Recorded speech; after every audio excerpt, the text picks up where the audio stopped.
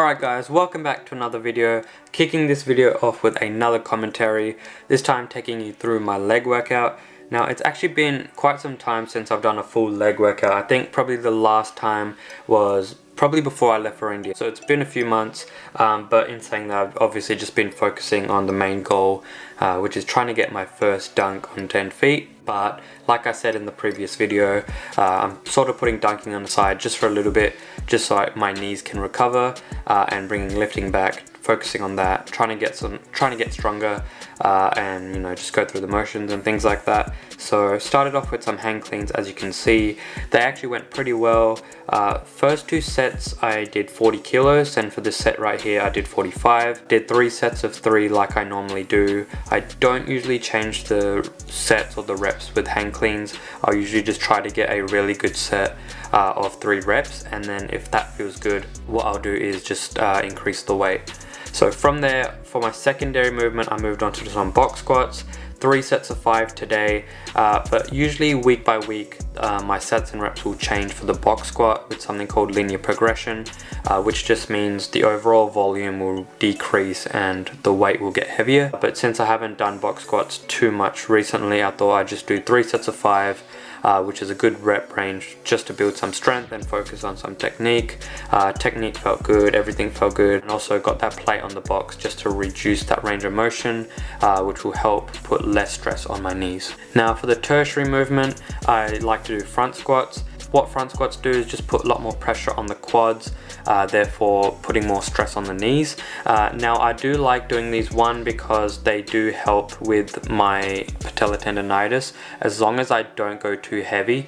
That's why I'm only doing 40 kilos here, just because I don't want to overload on the front squat. I'm mainly trying to focus on form and just expose my knee just to that tiny bit of stress that I need. And 2, it's a really good accessory for the hang clean, like I've mentioned in previous videos. With the front squat though, you want to try and maintain more upright compared to a normal squat, just because the bar is resting on your shoulders, and you want to make sure that the bar rests on your shoulders and the pressure isn't going on your wrists. So for the front squats, I usually do 3 sets of 6 to 8. I think for today I just did 6 reps, just because it's been a while. And from there I usually do a single leg movement. Now usually I'll do a lunge, sometimes I do a Bulgarian split squat, but today I actually wanted to focus on single leg squats. Now the reason being is in a few months, hopefully, I want to be able to do a ass to grass pistol leg squat. Right now I could probably only do it onto a bench, as you can see here, so I want to keep doing this until I become really comfortable with it, and then once I sort of get accommodated to this, then I can sort of decrease the bench height or start doing it without a bench. But usually I do 2 sets of 8 for this, and this is also good for knee rehab. I actually found in my right knee that it's a lot harder just because of my patellar tendonitis, so it's a good way of finding any muscle imbalances, or if you find that one joint is stronger than the other, then that's a great way to sort of find that out. Now all my compound movements are finished. From here I just go into a couple isolation movements just to sort of hit the muscles, get some blood flow, get a little bit of a pump. So I do this hamstring curl, as you can see. Now I do 3 sets of 12. I'm really trying to squeeze my hamstrings, pretty much bring my heels to my butt or as far as the machine allows. I'm really trying to focus on squeezing. I really like doing this. I prefer doing it lying down. There's a few different variations with this exercise, but I feel like in this exercise, the lying down version, I can just activate my hamstrings a lot better. And then from there I actually superset it with a leg extension. So 3 sets of 12 with the hamstring curl, and then straight into 3 sets of 12 to 15 with the leg extension. Now you don't have to superset, but it's just a great way to sort of save time and focus on having reduced rest time as well. So really great, try them out, they're super fun. But that's all for this workout. I hope you guys enjoyed, and I will see you next clip. Peace.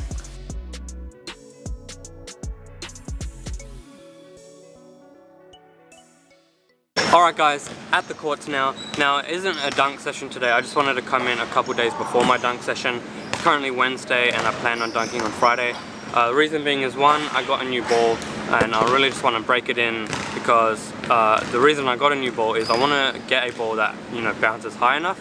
I feel like the indoor ball that I use is pretty worn out, kind of affects my lobs, and already my lobs are bad just because of how I throw them. So I wanted to get a better ball can't really use outdoor balls indoors because they just don't bounce as effectively. So that, also just another form of active recovery. Like I said a couple videos back, I either like to do just walking, or I like to do something more of a high intensity. So playing basketball, doing, you know, practicing game moves, practicing crossovers, in and out, step backs, all those can help just, you know, warming up your body, getting it used to moving explosively. So that's what I'm doing. And I also just wanted to talk a little bit about what I'm trying to work on for the lob and what I've found has helped it. It's sort of like a technique analysis like I did a couple videos back, and that got a really good response, I think, just because it helps a lot of people who might be struggling with the same thing. And also helps me just because I can look back on that video and have a visual representation rather than just going over it in my head. So a couple things I've found with the lob is that I'm throwing the ball too far and I'm not throwing it high enough. The reason this is bad is because if you throw a ball distance, one, you're going to have to rush to get to the ball because it's obviously thrown less height, so it's gonna, you know, fall below where you need it quicker. And two, it won't reach above the ring, especially for beginner dunkers. You need the ball to get pretty much above the ring so you can just get it there, direct it in, which you know, can't happen if you throw the ball too far and not high enough. So what I've realized is if you just throw it with mainly height and give it that slight forward momentum, it will reach the ring and it will get where you need it to be, as long as you give it that slight forward momentum and give it lots of height. And ideally for beginner dunkers, where you kind of, if you're just getting the height to dunk on a certain height, where you pretty much want the ball is either like bounce and pretty much fall in the ring, or just like hit the ring, or maybe just in front. So that's kind of where I'm trying to aim right now. And the second thing I'm really trying to work on is alignment. So what I found that I haven't really been doing before is try to treat it like a jump shot. So when I shoot a jump shot, I like to align my feet sort of away from the basket and then sort of follow through just like I would on a jump shot. But I haven't been doing that. So once I started treating it like a jump shot, except, you know, just throwing it high, then I found that the accuracy is much better. It's landing right center to the ring, exactly where I need it. So now the height for the lob is there, the accuracy is there, and the amount of things that can go wrong are now reduced. So I'm just going to practice a little bit more, get loose, and I'll check in with you guys next clip. Peace.